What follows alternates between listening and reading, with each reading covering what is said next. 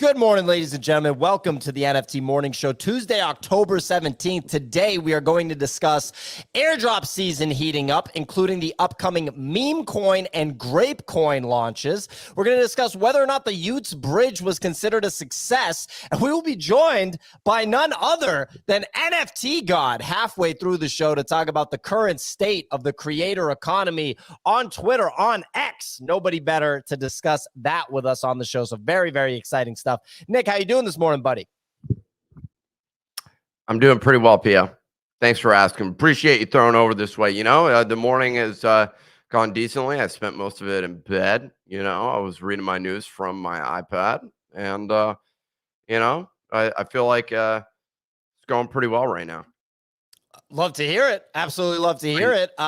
My news feed is properly defended. I'm not getting. I will say, I don't know that the filters fully apply when you set up Twitter lists. So if you set up Twitter lists and you create mute words, I don't know that the mute words blocks your Twitter list content. I don't think they do. Okay. So there is occasional stuff that I see coming in, which is just like, I just don't like that. I don't need this, you know, I don't need this in my feed. I understand. There's also just all this like, there's so much garbage surrounding everything pretty much. It's just like something happened and this is why it was offensive. Here's another thing. Here's why it was great. But like, I don't need your commentary on geopolitical, you know, dynamics here. Yeah, it's just not interesting. I was looking at all the stuff yesterday from the FTX testimony of Nishad Singh, who turned out to probably have one of the, I'd say the most like damning testimonies, or at least most, I don't know if it's damning. I also don't know, like, if someone comes up and testifies something. I'm not a lawyer, so it would be great to get one on here that we can talk with, to have an understanding. Can the jury, when someone comes up and testifies and says, so I was standing on the roof in Sam's penthouse and like it's a firsthand like take on what went down, is that fully admissible? Like, is that just viewed as fact at that point? Like if he's sitting there and it's literally just two people, Sam and the other person having the conversation. Eyewitness testimony, right? Eyewitness testimony. But you can't be a witness to yourself. Yeah, but you also put your hand on the Bible and say you won't lie.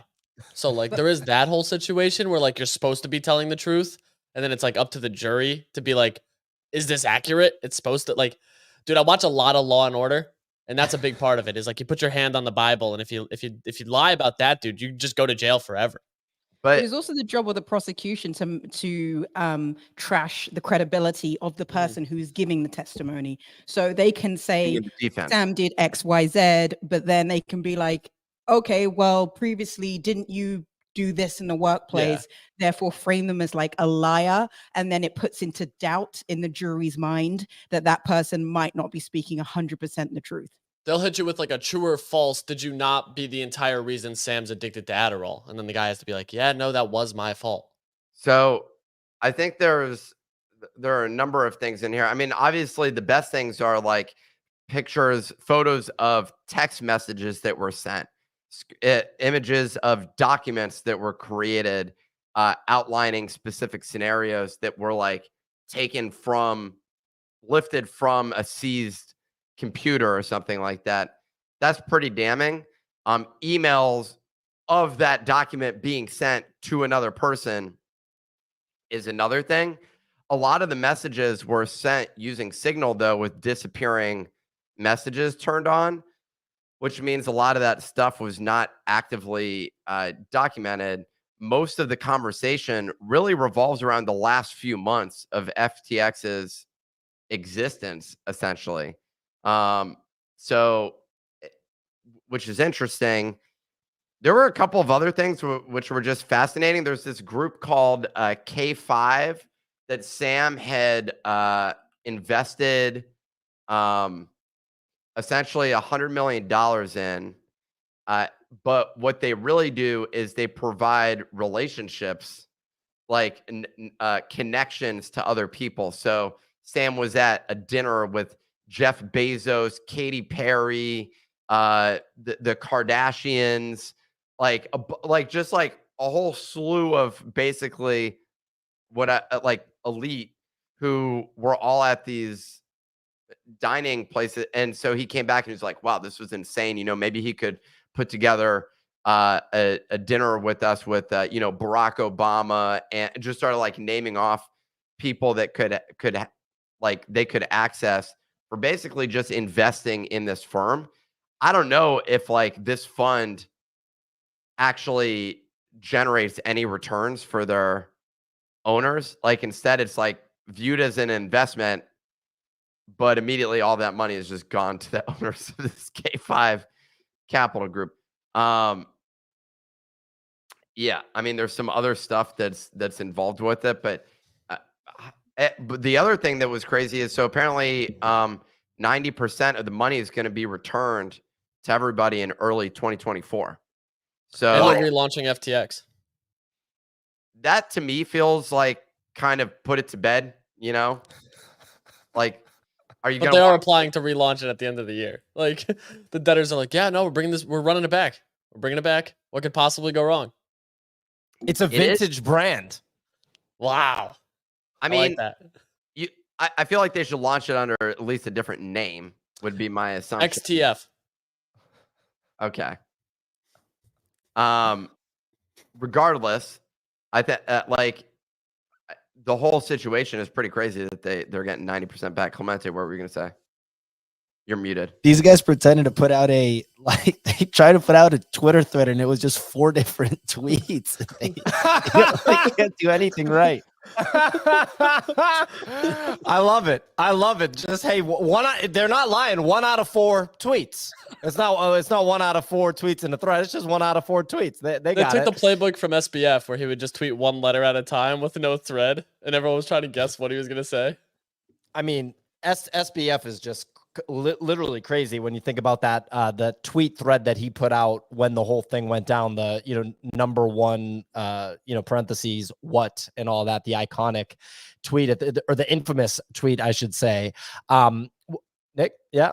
I mean, so much of his stuff is just ridiculous. I mean, the reality was they were down significantly. Alameda had significantly overdrafted their line of credit with FTX to a tune of like $15 billion or something like that.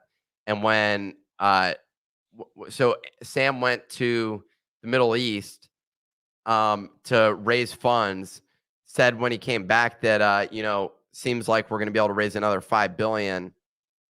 But the guy yesterday, Nishad, was like, well, what about the other $8 billion gap or remaining that we're going to need? And so you said 3 billion? Well, 8 minus 5, 3. No, I think it was like 13 billion that they were overdrafted with this whole line of credit. So it was a little higher. So the whole situation, and basically what they had done was they essentially used customer funds to invest in illiquid investments like venture capital, some of which turned out to be effective, but like they couldn't sell. And it's just crazy that they were like, yeah, this makes sense. And I guess they thought they were going to make it up with revenue generated from FTX. May have been the logic. That's never really clearly communicated during any of this.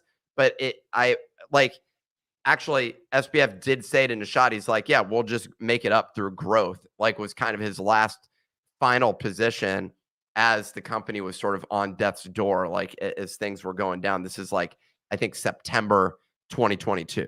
But they were doing some weird stuff too, where it was like they would raise capital and then buy FTT token with customer funds and then loan FTT token to potential VC investments. So it was like this weird siphon of like customer funds into FTT to then give FTT to other people, which like. So I don't know about loaning FTT. The biggest thing was there were 2 interesting sort of dynamics. The first was the relationship with who's the Prince? What's his name? Zach Prince? BlockFi. Yeah, Zach Prince. He's not the Prince of BlockFi. His name is Zach Prince. I understand. I've condensed it down to Prince, and it got the answer, didn't it, Pio? So your boy has figured out. I like the Prince of BlockFi. That's a great nickname. That's worked out for recall. So, anyways, BlockFi had essentially, dude, the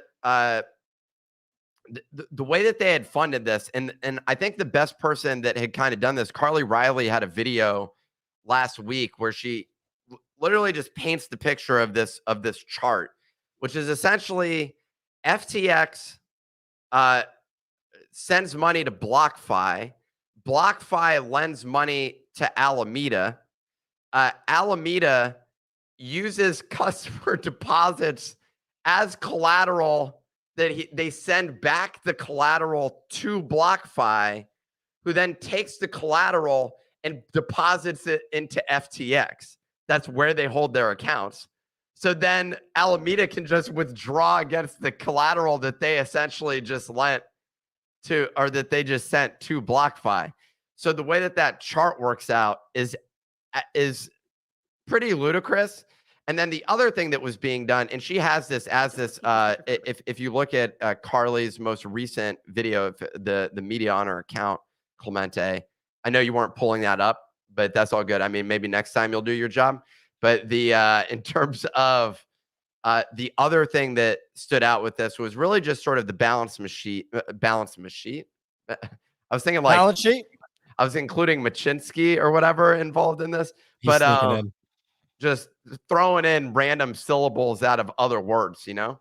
But the balance sheets were just being completely adjusted. And one of the things that Nishad was saying was that they wanted to use their, I'm blanking on the name of the token, starts with an S, that they were told, Sam was like, hey, can you and Caroline basically go and use all of those tokens and put those on the balance sheet of Alameda to kind of inflate the balance sheet, pretty much, that they then sent to the CFTC.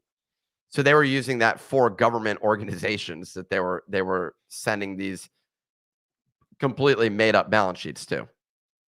So, I mean, that's a whole other sort of crime. I don't know what that, I mean, it is some form of fraud. I don't know, conspiracy to defraud the U.S. government. I don't know. But the whole situation is pretty absurd, and Sam was quite delusional in sort of his pursuit of these things. And what's not clear is whether or not he just thought like this is the way business is done. Like, I don't know, that aspect of it is not, you know, the speaking to the character of SBF is something that it's difficult for them to like pull out in questioning of these witnesses, because that's completely just opinion. But it's not clear whether or not like Sam had, you know, masterminded this from the beginning, just presumed that this was the way that business gets done, or like one error beget you know, like another error, or another, like that there was just a this like rabbit hole that they were continuing to go down, this like endless spiral. So that's the thing that's just kind of, I have no idea what the character of, I mean, it's clear that he's like a criminal, but I just don't know like whether or not he had intended to do this straight out like from the beginning. And it kind of seems like he did. That's the thing that's crazy. Like it was years in the making. So I don't know. Like, did he just figure this is just business as usual? I don't know, man. That's the thing that I don't know if we're ever going to hear about that via like this trial. I just think he thought he could do whatever he wants, and that he knew crypto so well that he could do all this stuff and no one would find out, and he would be able to get away with it forever. And that he put making sure that Alameda Research didn't go down above literally everything, just to save an actual functioning business, which was FTX. He's a nut. I mean, he is wild when you think about like everything that went down. He is a nut, like for sure. And if he's really addicted to Adderall, then that does have an effect on your brain. I know that the Adderall thing has been blown up. I had a friend that got wicked addicted to Adderall. It was a big problem. It's a thing. It's an amphetamine.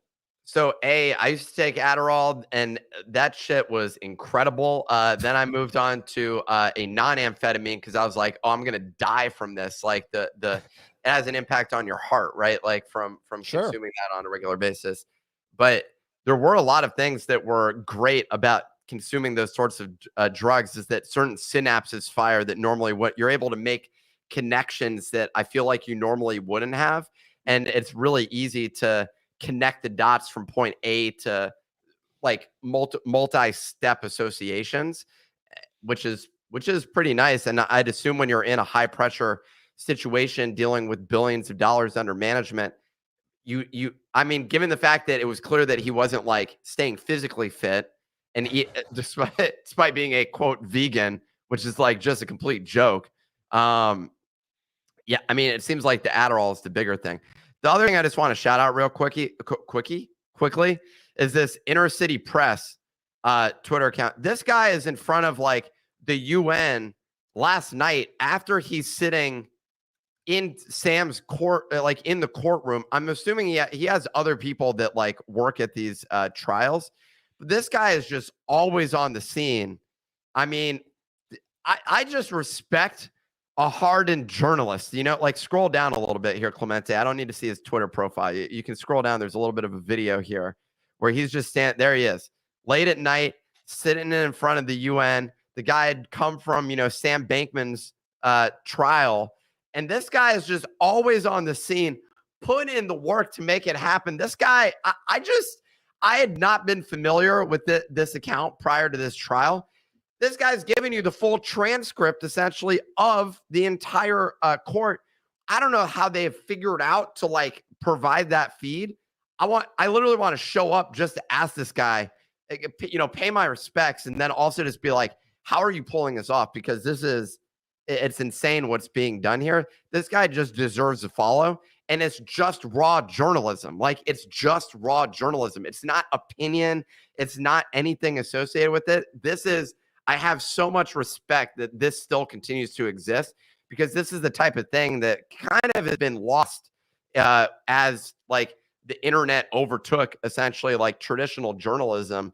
This is something where I'm just like, I have so much respect for this crew because this guy, I mean, this team, I'm assuming it's mostly him, given the fact that his face is the front of this whole thing. It's not like there's a logo. It's just his face.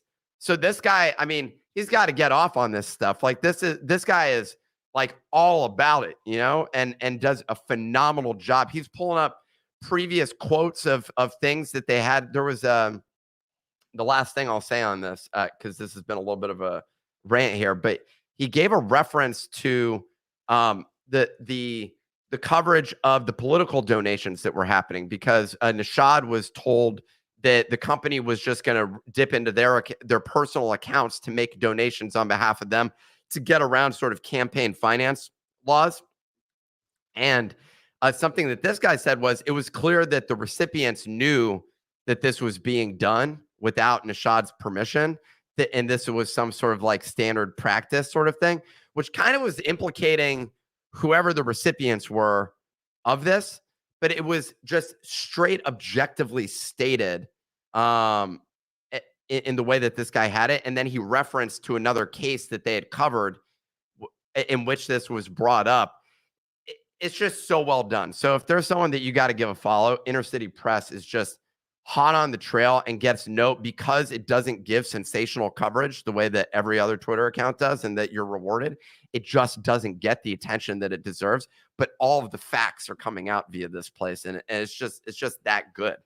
Real recognized real. The real ones are definitely following Inner City Press. Before we get to the weather report, Bunny has his hand raised. Bunny, what's going on? Is the Adderall thing? What I think that they're asking for is that he's been switched off of the XRs, the extended release. And I think they're trying to pivot back. Dude, that's like way better. Those things, they last you like all day long, man. So I kind of see why you want to switch to this. Yeah, you can't concentrate, man. Well, and here's the deal. It sounds like he's going to get it, and everyone's interested in him getting it. Why? Because if he gets this, it sounds like he's going to testify, which is so crazy. That's going to be, I mean, that's going to be insane if he ends up testifying. But at this point, I almost feel like there is this picture being painted, and in his mind, I can understand why he would think I have to get up on the witness stand here and testify. The problem is he's going to be cross-examined by the prosecution and just ripped to shreds. I mean, there's no doubt that the government has been like just dreaming about this situation to go down. Signal, what were you going to say? I was going to say, like, I would be thinking, if I was the other side, if this kid can't, well, he's not a kid, but if this guy can't testify without the drugs, but he needs the drugs to go up and be cross-examined, then he took deliberate decisions during his tenure as a CEO because he was on the drugs. So, like, if he can't testify without Adderall, you're basically saying that he can't think, he can't take decisions, he doesn't understand the world around him. If he has his Adderall, you're saying that he can testify, he does understand the world around him, and he knows the questions that are coming to him. Well, so I actually think it plays against him by saying he needs the Adderall to be able to go up on stage, to go up and defend himself. That's not why they're saying that he needs the Adderall, by the way, to be clear. So actually there's a bigger thing you can argue associated with it, is that if he's not able to be physically present in a way that presents him well and that would be his, quote, normal way of sort of being there, then it could say that it could create bias for the jury, where they're like, let's say he's dozing off, or let's say that his like eyes are darting around. You could say that it, quote, makes him look guilty or something like that as a result of him not being able to show up in the way that he would in a normal setting. And so I think that's probably, you know, the primary reason. There also happens to be the side conversation that I saw taking place kind of around a lot. There's been a lot of speculation around him testifying. And the court even said there needs to be a final decision on whether or not he's going to testify. And I think it's going to be known by the end of this week. What I think, but I'm now like, not fully, like, I don't have something to quote right now and point to say that, but I feel like as I was digesting all this information, that was kind of implied. So it's a separate thing, but I think that Sam also, in order for him to show up and to testify, will need Adderall, and in his mind thinks that like that's like the key thing to connect the dots. I also do believe that there is, when he was performing at whatever level you want to call it, like there is an advantage, and many there's a pro and a con to everything, including drugs, but there are plenty of pros associated with that, where it is a performance enhancing drug. So I see there being upside, and him being able to show up in that way is key. I just don't know like to what degree he was abusing them. Some of the side effects that we saw towards the end of him like being shaky and everything else. It's like, dude, this guy is on some shit.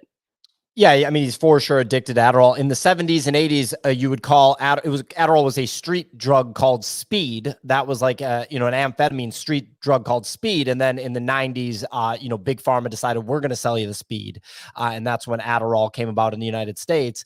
I mean, there was an Olympic athlete or I forget who it was, either a tennis player or a gymnast, that didn't go to the Olympics because Adderall was a banned substance. And they felt that they weren't going to be able to, this was a female athlete in the last Summer Olympics. And they felt like they weren't going to be able to like get gold, and everyone expected them to get gold. I think it might've been Simone. I forget what her last name is. Biles. But I think it might've been her. I could be wrong, or it could be, oh no, wait, the tennis player that dates the rapper. That's the person. Naomi Osaka. Yeah, it's Naomi. Naomi Osaka did not, and it wasn't the Olympics. It was one of the big tennis tournaments or something. She didn't play because she couldn't do Adderall, and she thought she was going to lose if she didn't have the Adderall. So there you go. Anyway, let's dive into the weather report. Signal, please take it away. Yes, folks. Today, Tuesday, October the 17th. That market volume coming in at 9.5 million. Blur at 5.8. OpenSea down at 2.6. And Clemente says, ouch to Frentex volume at 1.95 million. Onto the market leaders, and Pudgy Penguins are holding their weekend rally above 5.3 ETH. You got Bored Apes, they're also up 2%. And Captains are the mid-cap winner of the day. They're up 6% to 3.6 ETH. Other movers is the Winds of Wayana. They're down 13% to 12 ETH. Expected to see a pullback there. Canpai Pandas up 7%, and little Pudgies are down 6%. Over the past 24 hours, well, it was a topic of the show yesterday. Cointelegraph released a statement on their fake Bitcoin ETF news debacle, saying that a team member had found the news through a Telegram group, published the news without permission, bypassed the team's social media protocol, and as a result, this was how the fake news came out yesterday. Bitcoin experienced a flash pump and dump that liquidated over $100 million. Despite this, Bitcoin is still up 2% over the last 24 hours. On to Memeland, and Memeland's self-proclaimed busy October has begun. And over the next few weeks, we're going to see three things. One, we're going to see the community incentivize social media meme coin farming. Two, we're going to see community pre-sale, aka their fire sale happening. And lastly, with the number three, they're going to be launching meme on a central and decentralized exchange. Captains are up 6% on the day, and potatoes have a 12% gain. Over on NFT statistics account, and the Popular Proof Daily Countdown show will be done on Mondays and Wednesdays exclusively in the Proof Discord to only Proof, Moonbird, Mythics, and Oddity holders for the next 30 days. It's a trial experiment after the company's recent layoffs put the show on pause for the last couple of weeks. And then lastly, Michelin's Explorers Collection mint went live, but it has struggled to sell out. The collection has only sold 1/3 of its total 4,200 supply at a low price of 0.05 ETH mint price. But they're going to keep the mint open until Thursday to see what sells. The collection has begun offering its various raffles for holders as a way to incentivize minting, but other users have reported various technical issues when minting. That is all for the weather report. Back to you folks in the studio. Are they selling tires? What the hell is going on with this thing? It's like a tires gift. in restaurants. Sorry, no, they're doing like a little Invisible Friends style, actually. I'm not a huge fan of the art, but this is what it looks like, Nick. Wow, that literally looks like Invisible Friends. But what the hell is it floating over its hand? A tire. Oh. Ladies and gentlemen, on the screen, we have this Michelin Explorer NFT collection. This is a sight to see, ladies and gentlemen. I did not expect this to come out in the NFT. I mean, what is going on? You know what? They Michelin Man look kind of fit, which is weird because the Michelin Man is fat. Like, you always have the jokes when you put on weight. Oh my God, like he looks like the Michelin Man. But this guy kind of looks like he's been hitting the gym at least for 6 weeks. He's got a good upper chest. So, but hey, guys, let's not knock the Michelin brand. Great restaurant guide and great tires on cars. I mean, he's barrel chested here, Nick. I like the Michelin guide. Don't get me wrong. Much respect. You know, I used to only eat at 3 Michelin star restaurants. Now I had to downgrade to 1. Ladies and gentlemen, I want to correct myself because I never want to spread misinformation on this show. It turns out it was Simone Biles. In Japan, for the last Olympics, Japan banned Adderall, so she didn't compete. No Adderall, no gold medal. Simone Biles, which is not the tennis Naomi player. Osaka. Correct. That you are correct. She's the gymnast. She's the world gymnastics champion. Just won it in Antwerp. She's about to, she's got that amphetamine. She's ready to cook. Perfect tense. Anyway, ladies and gentlemen, some updates from the Daily Digest. Uniswap will begin charging a 0.15% swap fee on its platform. The proceeds will be used for research, development, and explore other ways to expand crypto and DeFi. So adding a fee on Uniswap. In his latest interview, this was yesterday, BlackRock CEO Larry Fink called the latest crypto rally a flight to quality amidst global turmoil, and reiterated his conviction in quote-unquote crypto as a long-term asset. He can't say Bitcoin because of the filing of their ETF, so he's saying crypto. Pixelmon has opened registration for their Kevin-themed mini game that will be coming soon. Look at that, running with the Kevin IP. Love to see it. Deadfellas has teased a Reddit avatar drop, which is expected to be coming in October. Going over to Reddit, the Deadfellas people. Yuga Labs Gaming announced that they will be looking for focus group participants to get fresh takes on what they're working on. So trying to get a little bit of insight. Those are your updates from the weather report. Let's talk about this token season. So we have, real quick, we'll cover meme coin and grape coin. Easy. What do you make of meme coin and grape coin here? The grape coin one is really interesting to me because those gold tickets are going out. I believe it's a $500 max allocation for the pre-sale. And they have 2 working mobile games, if not 3 now, which have a lot of people excited. We've already seen success from some of these gaming tokens like Big Time and ZTX, which both recently launched. So another gaming token certainly going to get eyes on it, especially right into the secondary market. Meme tokens, the one that a lot of people are focused on. We were talking about it a little bit this morning. I did say like I'm a little concerned just because of how much time has gone by with what people were expecting from it. And that's kind of where I'm like, okay, is this going to hold the hype it has? Like if it launched in June during like the meme coin mania we were seeing with Pepe and Mog and some of these others, it would have been $1 billion market cap. But now it's like, where and what's the focus going to be? Obviously, they have a ton of connections through 9gag CEO with Ray that I think it'll still do well, but like they didn't capitalize at the right time, which sometimes it's just how the cookie crumbles. But yeah, I think both have some very good upside potential. At least I'm hoping. I have exposure to both. I'm now a proud community member of Meme Coin, obviously, since I'm still bag holding this goddamn captain. But I'm also sitting there like looking at Grape Coin because like they have mobile games that are working now, and we just saw some of these play to earn games like Big Time and ZTX, which both just absolutely cooked. Somebody got $160,000 for holding the ZTX NFTs, just airdrop to them. They say the most important part of developing a solid game is focusing on the economics. And you need to spend years developing the economics before you actually release a game or even think about the gameplay of the actual game itself. So I'm really glad to see that they're following the correct order of operations here.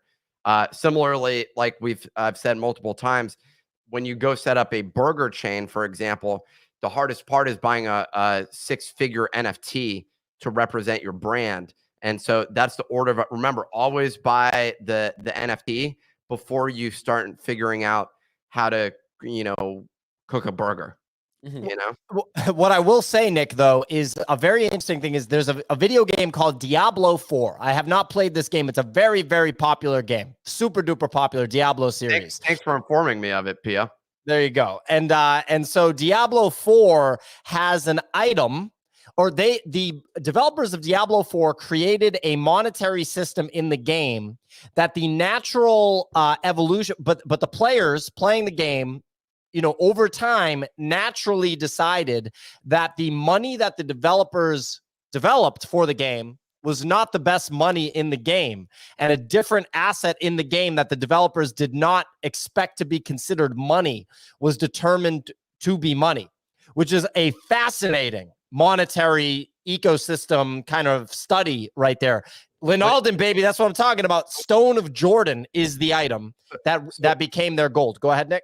A couple of notes on this. First of all, yes, that did occur. Do you know what the prerequisite to that happening was? An actual good game that people want to play. Yeah, Diablo 1, 2, and 3. Yep. And so Diablo 3 wasn't that great. Diablo 2, on the other hand, great game. Great game. Okay, well, the first Diablo, a good friend of mine, actually an investor of ours, had hacked the entire game. They had one of the biggest things that was part of Diablo was that it was multiplayer, like online, straight out the gate.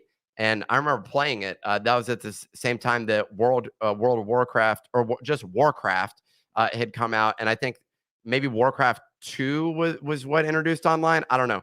But the bottom line, Warcraft 3 was the big one with custom games. And it was all these custom games and people in lobbies, and it led to a whole mess of other games. So Diablo, what you could do was they had allowed you to store your items on your local computer. And so my buddy had figured out all of the memory, like the memory addresses where these items were stored. And so he created an ear generator, catapulting him to the #1 player in the world, which would because he'd go and play against you and say, "Got your ear," and they'd say, "What?"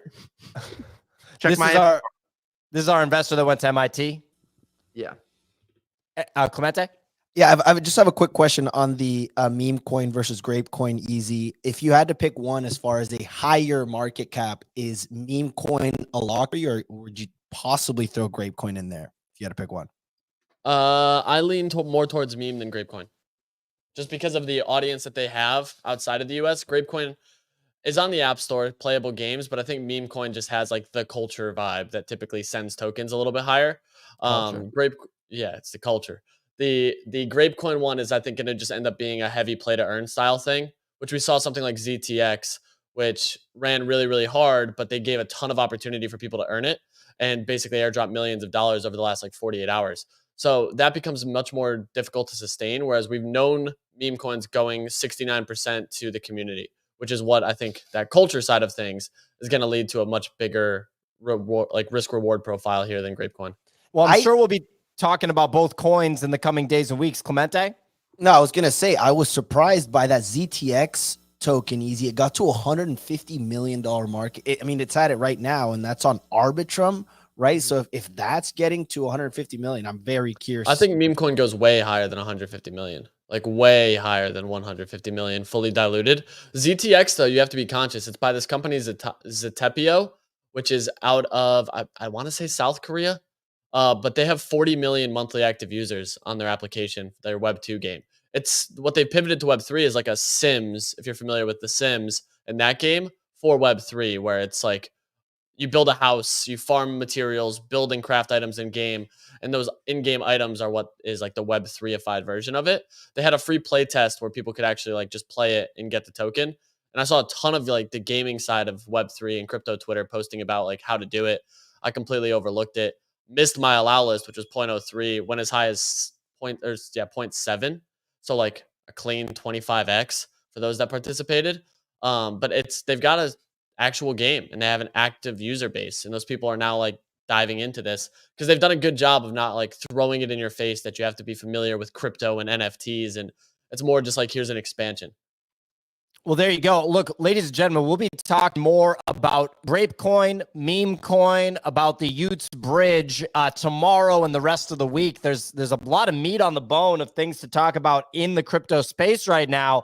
But ladies and gentlemen, we are joined by none other than, he calls himself NFT God, but we all know he really is the X God, just the God of this platform X that many of you are listening on right now.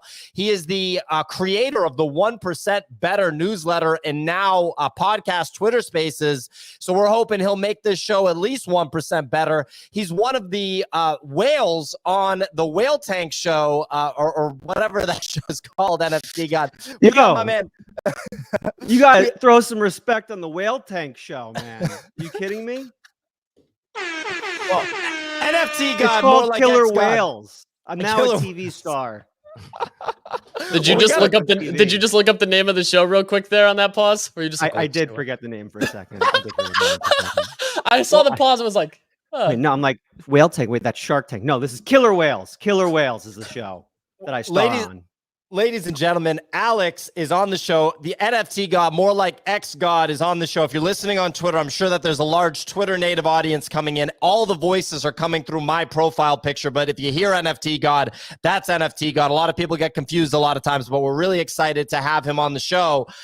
NFT God, what's going on X right now? A lot of excitement. Everyone's getting shadow banned. Everyone's engagement's dropping. No one's seeing each other's content, and all I see are corpses on my timeline. So a lot of excitement. I thought people are really excited we're on the verge of World War III, and the feed has never looked better. Just really exciting. Yeah, it's the only platform on the planet where you can see like 10 dead human beings every day you go on. You always talk about the Shadowbanned thing, which is interesting. How often are you you're one of the most aggressive people on this, where you won't reply to people who've been shadowbanned. You say you do, like, you wear a condom on Twitter, basically is what you've articulated. And so what that condom protects you against is just the riffraff that has been shadow banned just all across X. I think maybe it's So maybe your viewpoint, is it just biased because before you write a reply to literally anybody, you go and check whether or not their account's been shadow banned? Well, I view it as less of a condom and more as a white picket fence around my house that keeps out kind of the lower tier of X from my content. I came out with a couple weeks ago. This seemed to really anger people. I don't know why. The Profile Ocular Observation Protocol, or POOP for short. And basically, it's a system I go through every time I reply to make sure I'm not replying to someone who's potentially shadow banned, therefore protecting my reputation on X. So I'll look at their follower count. I'll look at, if they're botting or not. And I won't reply to anyone below certain criteria of the observation protocol. And that protects my reputation, makes it so I don't get shadow banned as well. You need a Chrome plugin that you can add to automate this filter for you. Maybe we can collab on that and just sell it on the side. This is a new side gig, Pio. Don't worry about this. I've had a few developers actually reach out and offer to build that, but you guys are my closest friends in the space, so I'll work with you on it if you'd like to, and we can sell it and split the profit. Let's freaking go. That'll subsidize us, given the fact that we've made the choice, to focus on non-revenue generating activities for a period of time here. So very exciting. In fact, this will make you a few more bucks in an NFT. I promise you that. And then don't worry, to the NFT holders, 100% of all revenue, I'll just wire to you guys directly. That's the best plan. I have been thinking, like, there has to be some path to make that a reality. At some point, this is going to become a legitimate path for us to just send money to people. Why can't we just go ahead and just avoid security laws? Like, is there not? Life would be so much easier, dude. Like I said, you buy the NFTs. That's what everyone's going to do. Bunny has his hand raised. Bunny, what's going on? Yeah, quick question for NFT God. Hypothetical. If it's my mom's birthday and she's shadow banned and she tweets, all I want for my birthday is my son to reply to this tweet, what do I do? Well, is she shadow banned or are you shadow banned? She is. You're shadow banned? No, she is. She is. You don't reply to it. You don't do it. Engagement on X is the most important thing in the world, right? And so it's more important than your relationship with your mother. So I would completely ignore her post. And I mean, even DMing can hurt your reputation. So I just text her. I text her on the side. Is that true? DMing can hurt your reputation? Yes. That's pretty wild, man. Real quick. So, a lot of people got very excited when the monetization came to X. From what I can tell, monetization on X is significantly stronger than monetization on YouTube. I mean, if I looked at our YouTube right now, I think probably, I don't know, $600 a month or something like that. Like Dude, something like that. Breaking it in, baby. NFT God, you wish you were making that level of money. Yeah, and this is, in the past year, for example, 23 million YouTube views, 473,000 hours of watch time, $5,000. So it's like at 23 million views, you're making $5,000. On X, it's a lot easier to get 23 million views. You don't need a video editor necessarily. You don't need a camera. You can just use your thumbs and write stuff. And write made up stories, basically. That's like that is the best strategy on X at this point. And you can probably get to millions before community notes chime in. Misinformation is the #1 strategy on X. And then even when you get community noted, people don't care. They forget about it in like 5 seconds. Well, that's like TikTok. When the FTX debacle happened last year, a random guy did an impression of Sam Bankman-Fried. So it's just clearly him trying to be funny, doing an impression. And it was presented on TikTok as, this is Sam Bankman-Fried saying stuff. And, the impression was like, I don't care about all these poor people, blah, blah, blah, like saying bad things. All the comments on TikTok were like, this is the problem with America. This Sam Bankman-Fried guy is disgusting. And I'm like, all those people just think that was real. And they'll never think about it again forever. They'll just think it's real. Totally. Nick? I just want to take note of the fact that there's literally someone who's spending all their time commenting that NFT God is a soy boy. I don't even know. but literally, he's right. NFT God, no, soy boy. Next comment, beta. No, like, dude, you have like a group of trolls that are literally just following you around from platform to platform. Welcome to the NFT space. I guess because their NFTs are losing them shit tons of money, they have to go on YouTube channels and call people soy boys. There's nothing more. He's calling people beta, and this is what he's sending his time writing on YouTube. That gentleman is literally just taking soy sauce and sticking it up his nose. I have a quick question for X God, and then I want to throw to This is the type of guy that spends 20 hours a day in a Discord. I'll tell you that much. Yeah. Guaranteed. There's no testosterone in his body. Anyway, real quick, I'll throw the signal in just 1 second. But what I was gonna say to NFT God is, are you raking it in with X revenue? Farouk is weighing in and calling NFT God a soy boy. No, Nick's the soy boy. Nick's the soy boy. NFT God, are you just raking it in with X revenue right now? No, I'm making like $2,000 a month on the ads, and then I'm making like $2,500 a month on the subscription button. What? If you don't have the subscription button, you got to open that up because that's just literally free money. And are you publishing anything to that subscribers only channel?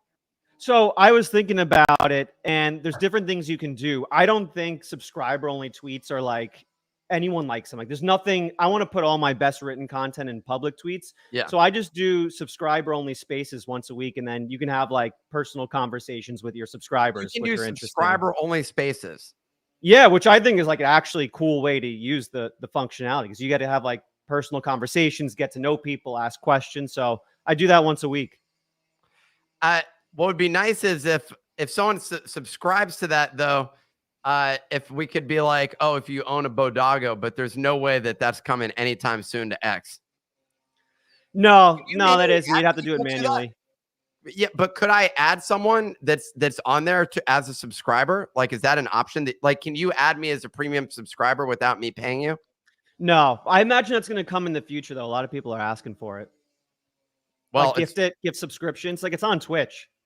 It's fascinating nonetheless. And now you're giving me a way that I'm offset. I'm about to just cut my salary in half, and now you're giving me ideas about how to pay my bills while after I've done that. Well, don't worry. I mean, people do the subscription button so that they get viewed higher in your replies. Like people are like excited about subscribing to people. It's actually like a really cool way to support creators on here. So that's what I'm talking about. Real quick, I wanted to go to Sig. Question for X God. For X God. What? Alex, much love. Has been Soy boy God. Soy boy God. Yes. Much love. Has been ages since I've seen you. So, known you for like ages talking about NFTs. Then you started shitting on NFTs. Weirdly, if you look back on that, it was actually pretty good timing because you were shitting on them really when the market was going in a decline. Can I just clear one thing up? I've been shitting on NFTs since day one. There hasn't been a day that's gone by where I've been bullish on NFTs. I created NFT God in December 2021 specifically to shit on NFTs. It's how I got like a platform in the first place, was shitting on NFTs.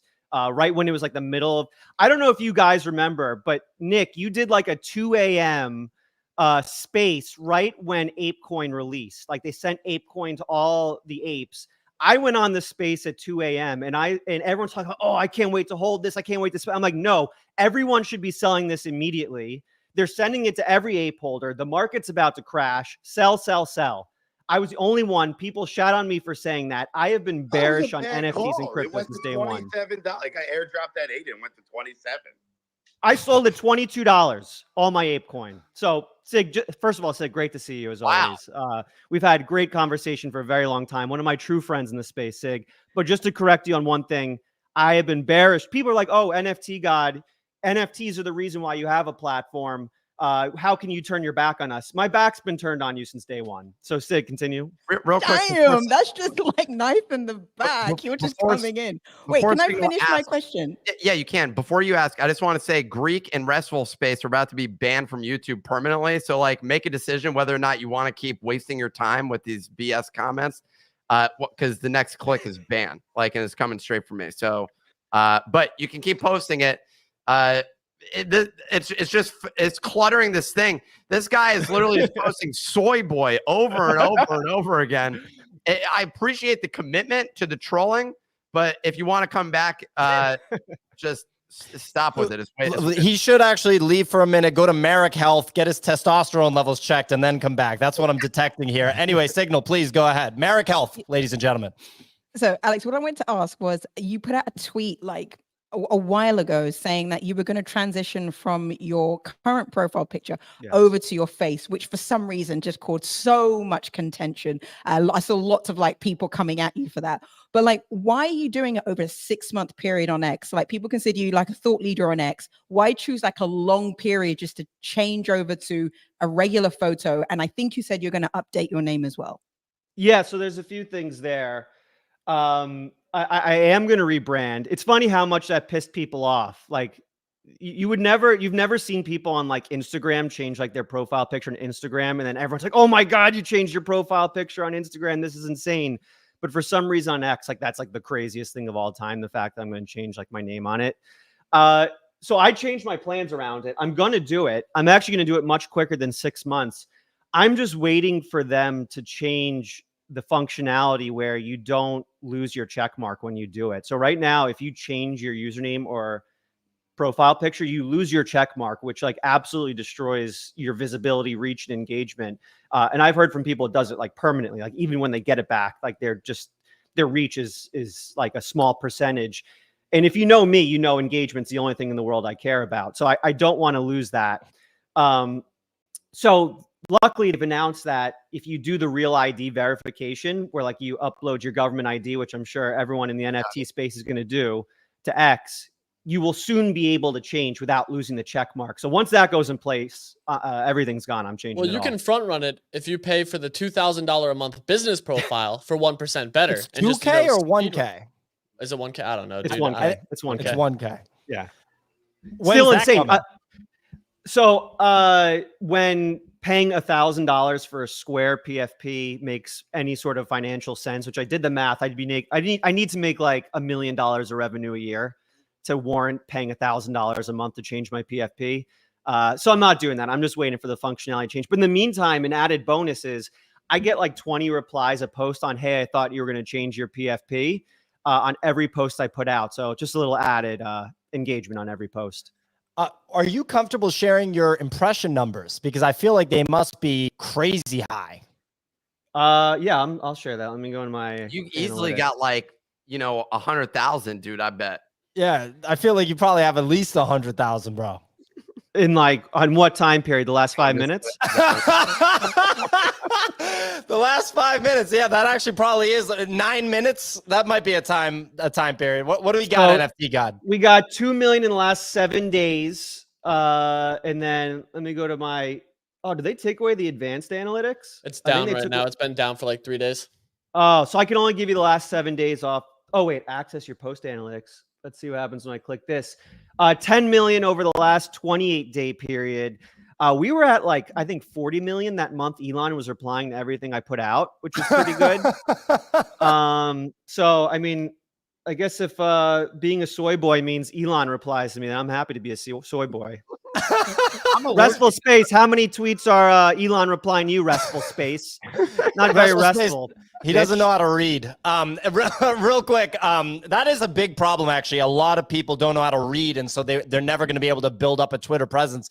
NFT God, what do you really envision over the next 6 to 12 months, the development of Twitter as a platform? I think that we're seeing a lot of video content getting pushed. People act like uploading, like Elon's like, upload your podcast to X. I guarantee it's going to get distribution. Well, we've uploaded multiple episodes of the podcast and there isn't any boost. There just isn't. And I'm not saying like our podcast should get 1 million views. It's an NFT podcast. It's niche content. But I'm just pointing out it's not like a hack. It's not like actually favored by the algorithm. What direction, or Nick, it looks like you want to weigh in with something? I mean, video is at least favored. I will say, like, I can write a message or say the exact same thing on video. And if I post it on video, I'm going to get 3x times the amount of views as a result of posting it on video. That's also because I perform incredibly well on video, PO. And so a lot of people don't understand just how phenomenally well that is. NFT God, I mean, you're going to be seeing more of this video content coming from us. And I just don't think you're ready for the degree of where we're elevating this to. Like, we're going all in.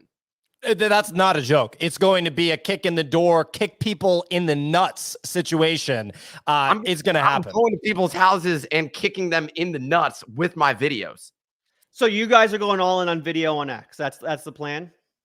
Well, Basically. all in on video production, I would say is the main thing. If we spend 90 days just crushing it with video, and just dominating it, people are going to be like, "Who's that NFT God person?"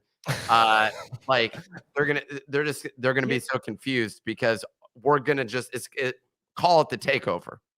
Here's the thing with video on X is they're definitely pushing it. It gets boosts in the algorithm when you include video multimedia. The issue is that I just don't think from a psychological perspective, people are there yet when it comes to video on X. Like I just don't think people open their app, scroll their feed, and then like, ooh, a 20-minute video, let me watch that. And they just sit there for 20 minutes and watch it. Like just from a psychological perspective, it's not there. From a technology perspective, it's not there. Like they need a video only feed. They need a video only section for or people in video where it like stays in the app and you can scroll while listening and watching. Cause like you see it too. And I have some questions about this. Cause last night I was talking to somebody, we were looking at video content and it looked like they were actually getting deboosted for people not watching through the full video, where their engagement on a video post was really low, but the video was about 3 to 4 minutes. And we were looking at all their other video content and it was like the shorter videos, 60 seconds, 30 seconds that had high watch through. Those were cooking like 10, 15K impressions. Whereas the longer form ones, they were only getting about 1,500. That's exactly it. So the good screen to pull up. The retention rates on videos on X are absolutely horrific. Zero. Like, awful. 3 seconds is the average watch time on a video. But I think that's because they're including views in scroll, essentially. So if you pause on the video, I don't know how that number is being calculated. I don't know either, but I still have a strong feeling that just the retention is 30 times worse on X than on YouTube. So I think the thing right now is people are willing to watch like 10 to 15 to 20 second videos. I don't think they're willing at the moment to watch like 20-minute videos. So if you can master kind of the short form video, I think that'll give you a major boost. Like that 15-second video of you going nuts. Like if you look at my latest post, I put like a 4-second looping video of just like an animation. And like that'll give a boost because videos are boosted on X. But if people aren't watching it, then it actually hurts you. So it's in a tough spot. But I do believe that in the future, people will get there. Like I do believe people will get to the point where they consume that type of content because Elon's pushing for it. So I do believe it's a smart move to go all in on it and start putting out, because when it does turn around, people do start consuming video content, you'll be there. But right now, people just aren't watching long form video. Your point on the short form is definitively the way to go, and we've been discussing that ourselves. I mean, look, on YouTube, it's the exact same thing. If you want to get traffic right now, go all in on short form. That's where all the traffic is, just period. And people are willing to consume that. The difficulty is it's harder. Like it's not clear that short form video people convert to long form video viewers. That said, it is a decent enough conversion. I've looked at a few channels that are known just for their short form content. That's what they've gone all in on YouTube. And and they'll get up to 1 million subscribers utilizing just short form content. And then they'll launch their long form content, and those will get, 20, 30, 50,000 views. And someone who's watching those views, the average watch time on a YouTube video is way higher than pretty much anywhere else. And that's the one thing that makes me, when it comes to like brand building and long-term value, as you're thinking as a media company, it's hard to be like, yes, Twitter video makes the most sense, but ultimately that's just the medium that you're mastering. And I think in your case, for example, you write just a lot of long form bullshit, So no, I'm just kidding. Just drivel, just absolute drivel. Dude, it's been getting good. I've actually one of your post about the aliens was just like so well written. Like it was one of the best posts that I've seen in a while, because it was just it was actually like more of like the craft of writing was what it felt much more like, versus just like, here is a tutorial on how you do this particular thing. And so it was also, I feel like that was really about like the war stuff that's going on, but it was your way to like speak on it without just directly addressing the issue and being like, here's my take on you know, the situation. It was so well done, and I think that the written form ultimately is the growth hack on X regardless. I mean, I wrote one about how it needs to start with something sensational, though. Your first line is so key, and it needs to piss people off, which demonstrates why you have these commenters that come along is just like, this guy is trash. And it's like, really upset, like super upset. I feel like you're doing it really big if that's the case. That's hard to create. You have to take that approach. Yeah, the best place to be is 50% of people literally want to find you and murder you, and 50% of people want to give you all their money. Like, that is, when it comes to social media, you want your entire YouTube section calling you soy boy, and then your entire private community going, you're the best, you're the best. That's like the sweet spot. That's like Andrew Tate, right? That's literally Andrew Tate, right? You got people that absolutely hate his guts and people that like treat him like the second coming of Jesus, right? So there you go. He figured that out, like straight up. Real quick, someone asked, if you were going to start an account tomorrow, what would your approach be? So NFT God, you have to start a new account. What are you doing? So I'll tell you what you shouldn't do first. What you shouldn't do first is, everyone seems to be going for this new like brand of a brand strategy where they tell people how to build a brand and they tell people what they should do. And like, they have like 20 followers and they're like, this is how you grow on X. Right. And like, that seems to be like the default play a lot of people are switching to all of a sudden. And I think what's really lacking is kind of personality and being interesting and like saying things that interest people and like being funny. And like, so that's what I'm trying to do way more of. And that's where that alien post came from, Nick. And that's where a lot of other things I'm trying to do come from. And so I'd say one is just try to be a unique human being. And so I do an exercise where I open up like a Notion template and I literally write like everything I'm interested in. I write like all the successes I had in my life, all the failures I had in my life. And then with this huge list of things, I then just try to write content about the things in that list, because that's what's going to make you unique as a person. Instead of like, here's 10 ways to build your brand, which like worked really well like a year ago, but now everyone's fucking doing it. So you have to do something new. Well, on what you just said, but go ahead, Easy. I was just gonna say, you also have the people who have like 4,000 followers who are like, here's how I'm growing my page. And it's like, you need some like level of proof to show that for people to become interested. Like, that's a big piece of it. Like, they go and they look to see if like you've actually had success in what you're talking about, to actually relate to it and view you as like a subject matter expert in any of those regards. The thing that you said there about the personality and documenting all of your stories right there in one giant spreadsheet is so absolutely key. Behind the scenes, we've been working on this. We were like, hey, what if we focus on X for 30 days or whatever, and like literally just try and make number go up. And so we've focused on that. And one of the things that we were talking about, or that I sat down with Clemente, was we broke down each person's like persona, which is essentially attributes of that person that makes them who they are, so that as they go and fill that out. But I love the exercise that you're talking about there of just breaking down various life stories and just filling up a spreadsheet associated with that to say, these are the different stories that you have and something that you can write about it. That's brilliant. Yeah, I mean, a year ago, what worked really well was like kind of this advice meta, like just giving advice. Here's how you grow your account. Here's how you build a brand. Here's how you do this. And like, that's where the puck was going. The puck is there now. Everyone and their mothers is now a brand building account on X. And so the next thing is really storytelling about what works for you, what's worked for you in the past, where you failed, where you fucked up.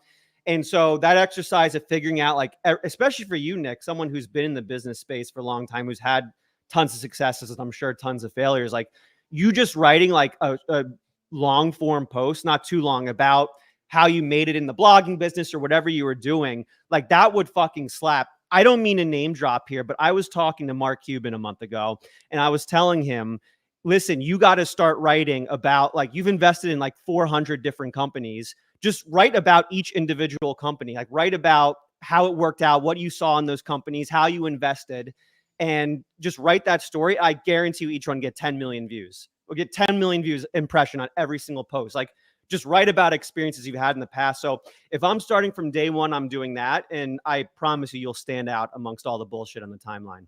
And Alex, how much does it matter, like the topic that you choose, whether that's like storytelling, whether it's business, but like staying in the lane of that topic? I remember like maybe it was 10, 12 months ago. I think you had written like you should stay on topic and you shouldn't go off. And in fact, it hurt your engagement when you diversified topics. And so you just focused on, let's just call it storytelling. Is that still the case today? Or can an account go from talking about the Middle East to talking about business to talking about NFTs? It's tough because clusters do exist. And what clusters are X presents you to certain people based on their interests, right? So if you talk about NFTs all day, you're going to be in an NFT cluster and your content will only be shown to NFT people.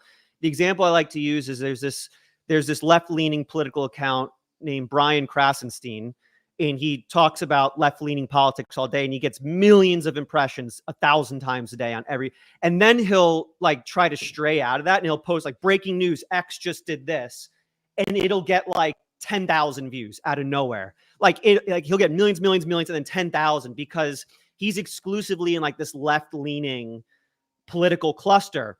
So it actually is very hard to talk about multiple subjects. I mean, for like me, I was in like an NFT cluster for a long time, and you don't want to show some of the videos he posts. And it took a while talking about other things to be placed in those other clusters. So Sig, it is difficult to really diversify what you're talking about. But if you have an audience, if you built an audience that likes you and trusts you, like they'll like your content no matter what you're talking about, just because they see your name. And so it's just about building reputation and authority. Someone asked a question about acquiring an X account with a handle that they want from 8 years back. There's nothing you can really do for that unless you know somebody that works at Twitter, right? There's one other thing you can do, which I have experience with this, and I've been looking into. Trademarks are the key thing that you can do. So you have to have a trademark and a provable like business associated with it, but you still got to get in touch with someone. And I'm assuming that a lot of that team has been deprecated. Are you hearing from people on this? So Elon tweeted I think 2 weeks ago that they're going to, I think in the next several months, free up all the tags that haven't been used in a certain time period. I don't know if they're going to go with an auction. I think he might have said an auction style system for the tags, but they will be opening up the dead tags very shortly. He did tweet that out. Auction, so they're going to make money off of this. Yeah, why not? If you can make money, right? Get that cash. Get that cash. If they can actually open up a full-blown market for reselling the Twitter accounts in a legitimate way, that would probably be a huge ecosystem. I think they should just switch to ENS domains. I mean, ENS domains are the future. And if we can just switch the entire Twitter platform to ENS domains, I think that'd be massive. And I think they should do that. Finally, you say one thing that's just so spot on there, Alex. I mean, it's just your take is absolutely perfect with that. And it's so clear that ENS is the future. Yes. I got people that try to sell me like NFT God.BTC. And I'm like, get the fuck out of my face. Who the hell's ever going to use this shit? And I say, and I tell him, hey, little kid, go fuck off. You know, soy boy, bitch, get out of my face. Oh man, unloading. Clemente, go ahead. Alex, what do you think of Linda Yaccarino taking over as a CEO? Have you noticed any differences with how Twitter is ran, or any recommend? Like, I'm curious how you've seen that kind of evolve over the couple months she's been CEO. A lot of people have freaked out when she took over because her background's more in like the World Economic Forum, which I guess is like a very controversial thing to be a part of. But I really think she has very little influence on the way the product works. Elon, I think, is in full 100% control. If you read the biography, which is an absolutely fascinating read, I recommend everyone read it. He basically just he's the final say on how everything works on all of his companies, which is pretty spectacular because he has 6 world-changing companies that he runs. But she really was hired because she has connections with a lot of different businesses, and their ad business is absolutely suffering. They're hemorrhaging money on the ad side. They just stop advertising on the platform, and she has a lot of really good relationships there. So I don't think she has any influence on how the product is run at all.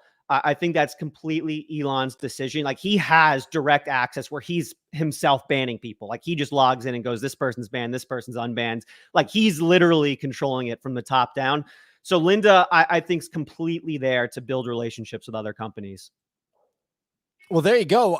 You know, Alex, what a pleasure having you on the show. Any closing thoughts, anything that you think people would maybe not know about X that they're not thinking about? Or Nick, go ahead. And also, what NFT are you pumping right now? What do you think is like the next booming NFT that you're interested in buying? There's only one NFT I'm buying. I truly believe this will be kind of the backing NFT of the entire Web3 space, where we won't be using like Ethereum to do exchanges anymore for different products. We'll actually be using this NFT, and that's the Nifty portal. I think the Nifty portal is by far the most underrated. And yes, was I like the number 4 holder before I got hacked and I got all my shit stolen? Yes, I had like 35 of them and they were all stolen. But that doesn't matter. Even though I only hold one now, I actually believe the Nifty portal is potentially the most revolutionary and important NFT in the space. Well, I'd sell everything else. We can end on that note, Nick. I mean, I appreciate that. I'm the second largest holder, moving toward the number 1 holder of Nifty portal. So I'm a believer with no bias whatsoever, you know? There you go. I have no bias. I was stolen. I got it all stolen from me. So I have no bias too. Well, ladies and gentlemen, we were joined by X-God Alex Finn. That is at NFT_God on X, the 1% better by NFT God Twitter account and newsletter. Make sure you give him a sub. If you want to learn about social media growth on X, there's literally no one better, in my opinion, for you to turn to. Alex, thank you so much for joining us on the show today. Anytime. Great to be here. Love you guys. Hell yeah. Well, look, ladies and gentlemen, if it's your first time listening, we do the show Monday through Friday, 9 a.m. Eastern time right here on X. Show is also available on Apple and Spotify podcasts. If you want to share it with people outside of the Twitter bubble, if you want the video feed, we're doing video on X now for the people that live on X 24/7, also on YouTube. Appreciate everybody joining. Tomorrow, we will talk more about Grape Coin, Meme Coin, Utes Bridge to Ethereum, and just about everything else going on in the NFT space. Thank you so much for listening, everyone. We will be back tomorrow.